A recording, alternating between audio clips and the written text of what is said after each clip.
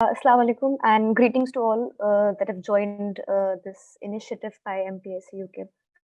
Uh, I want to thank Imran Bhai and MPACUK for this initiative for taking cognizance that it is important that we talk about Kashmiris and Indian Muslims and what the BJP government is doing in India right now. Uh, so thank you so much for taking this initiative and bringing the spotlight to us, that giving us a platform to speak to an international audience and tell what is happening in India right now. So I thought that I'll first start with what the BJP is and what its ideology basically is, and I'm sure most of us know what it is, but just in case anyone does not. So the BJP is the political wing of the RSS, the Rashtriya Swayam Sevak Sangh, and the RSS since its very inception in the 1925 has a Hindu nationalist idea of India. They've always had this demand of a Hindu nation. And anyone who is non-Hindu, they have extreme intolerance towards them. So if you're not a Hindu, and founders have said it like outrightly that if there's anyone non-Hindu, they have to abide by the Hindu culture and pay their homage towards the Hindu gods and goddesses and accept it as their own religion, or else they'd not be they cannot be a part of this India that is a Hindu Rashtra. So the BJP was of course formed only to further this agenda of transforming India into a Hindu Rashtra that is a Hindu majoritarian nation. And there is no doubt that it has come to power with that mandate. It has come to power second time to the central government and with complete landslide majority.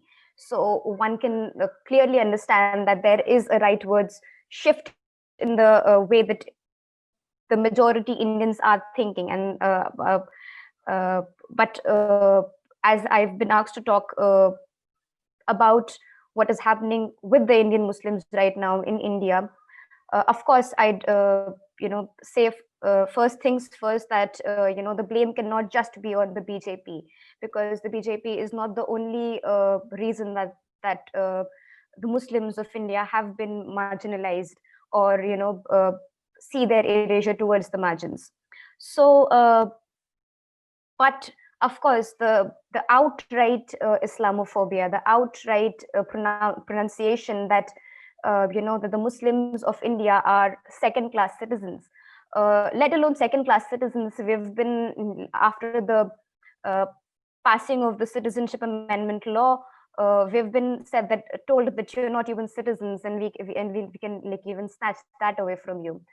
So Indian Muslims have been struggling since the very inception of India as a nation, and but of course, the BJP's outright anti-Muslim propaganda and their extreme intolerance towards Muslims and their violent hostility against Muslims is a turning point, and is what is making, I think, the Indian Muslims realize that, okay, we've been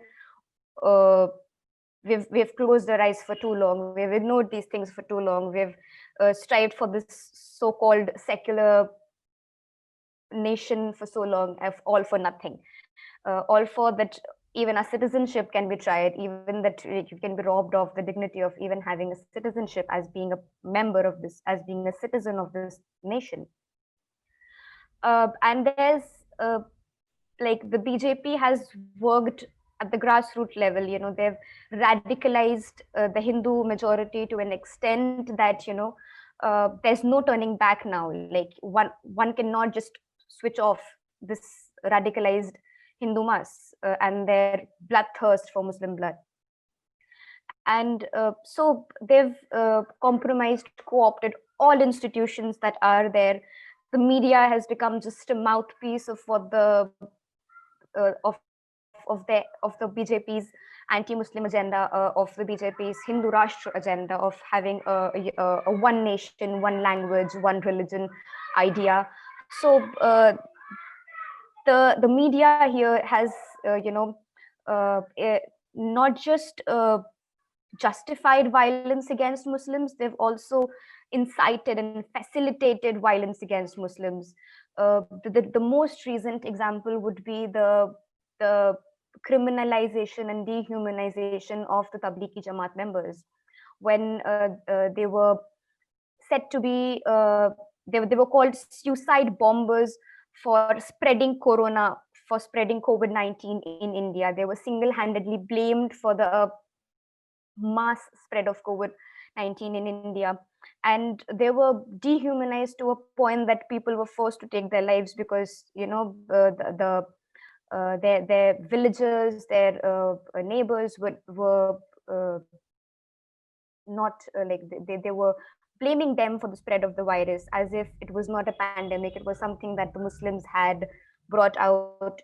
And TV anchors, the way the primetime shows are happening, they've become single member lynch mobs, and they're so the media has this agenda of furthering what the BJP wants, and so we cannot rely on the media for real news. Everything is propaganda, and the press in India is not free. There's some who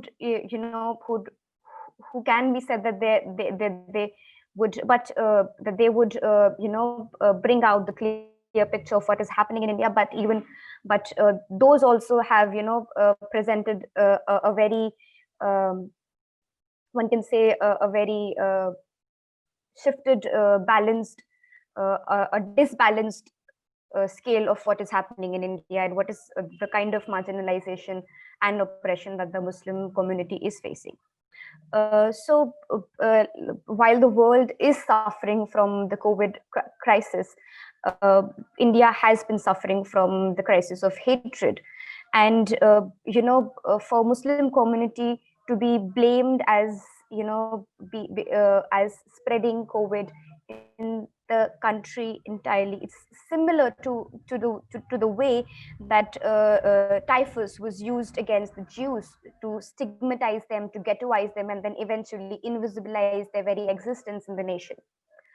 The Supreme Court, the Supreme Judiciary has been co-opted and has been compromised.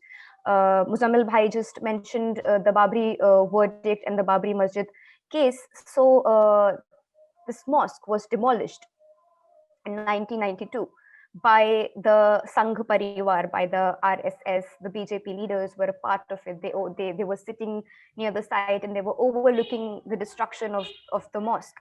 And for years after struggle for getting justice in the court, the last year in November, the Supreme Court finally pronounced a verdict in which it noted that the demolition of the mosque was illegal. The Supreme Court noted that there was no temple beneath the mosque, and yet the land was allocated to the Hindu party. And if that was not all, after noting that the demolition of the mosque was illegal, they acquitted all people who were charged, or who were allegedly who were charged for demolishing it. There's video evidence, there's photographic evidence that these leaders of the BJP and the RSS were a part of the mob that demolished the mosque. The Supreme Court accepts that it was an illegal demolition, and yet these people are acquitted. So the Muslim community cannot, like, there was this one hope that we had, that maybe, we have the Supreme Judiciary, we can go there and maybe we'd get justice, but that's not true anymore.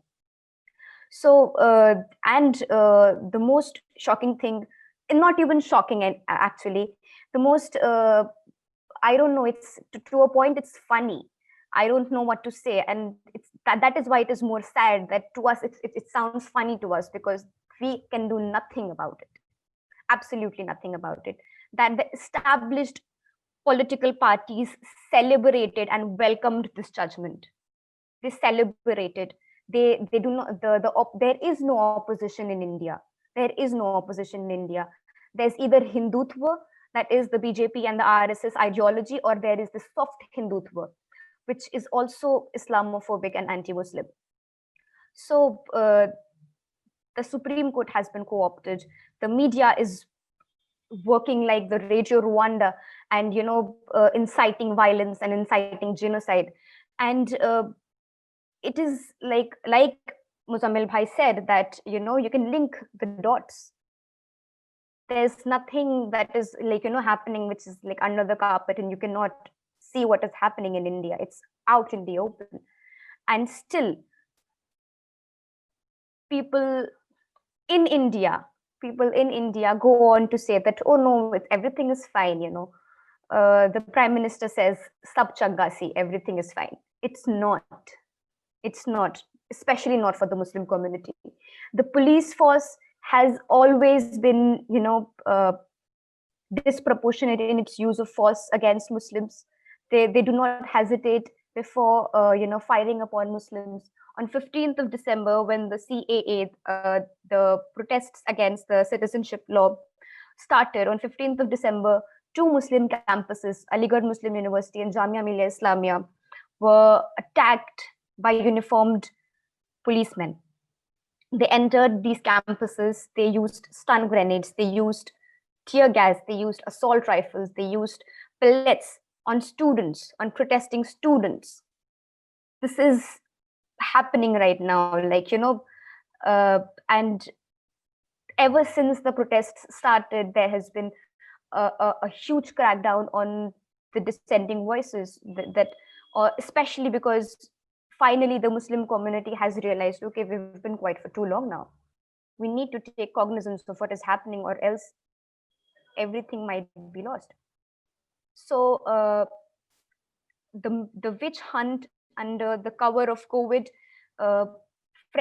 my friends, people I've known, people I've worked with, acquaintances, journalists, students, Muslim youths have been arrested under terror laws. For what? For lighting a candle, for making a poster, for raising a slogan. This is what is happening in India right now. And you know what? That in February, there was this pogrom, a state-sponsored pogrom. This which would be the second pogrom that Prime Minister Modi looked over. The first pogrom was the 2002 Gujarat pogrom, which he looked over as the Chief Minister of Gujarat. And now, when he was the Prime Minister, and he had an international guest in the national capital, not miles away from where Trump was speaking, not miles away from there, the streets of Delhi, of the national capital, were burning. Muslim houses, Muslim businesses were being burnt down by this bloodthirsty Hindutva mob. Muslims were being killed on the streets, butchered, cut into pieces, and thrown into trenches. And all this was happening when the entire international community was having a looking over India and seeing what this Trump and Modi meeting will bring out. So this pogrom happened because it is important to note that the BJP, the government clearly said that no, you cannot speak, you cannot dissent, you do not have that right. We will not let you speak. So you think that you have this constitutional right to protest. Muslims in India don't, because if they do, they'd be gifted with this pogrom. They'd be killed on the streets, and no one will say anything about it. The media will just label it as a communal tension. While for continuous 3 days, Muslims were being killed and their houses were being burned, and it was just a communal tension between two communities. The international media needs to keep an eye on what is happening in India. The international community needs to keep an eye on what is happening in India, not just in India, in Kashmir also, of course. So I think, there is nothing we can say to this government as a Muslim community? The Muslim community has been known for religiously voting against the BJP. And being a minority, we cannot do anything about it. This is the biggest mass radicalization of the Hindu majority in the 21st century, and I cannot exaggerate it more. I cannot exaggerate the threat more. And you know, this Arundhati Roy said that there is a rot. There is a rot in all organs of the Indian society, and it is high time that the world starts treating India as what it is, a fascist nation, inspired by Hitler's Germany, inspired by the RSS actually levels Muslims in India to Jews of Nazi Germany. And the world is welcoming PM Modi and hugging him and going around him, and when he comes to their nation, and they're congratulating him, oh, Prime Minister of India, everything. But he must be called what he is. He is a murderer of Muslims. He is a fascist, and he must be treated as such. And the international community needs to take note of what is happening in India right now, in Kashmir right now, and call a spade a spade. Thank you so much.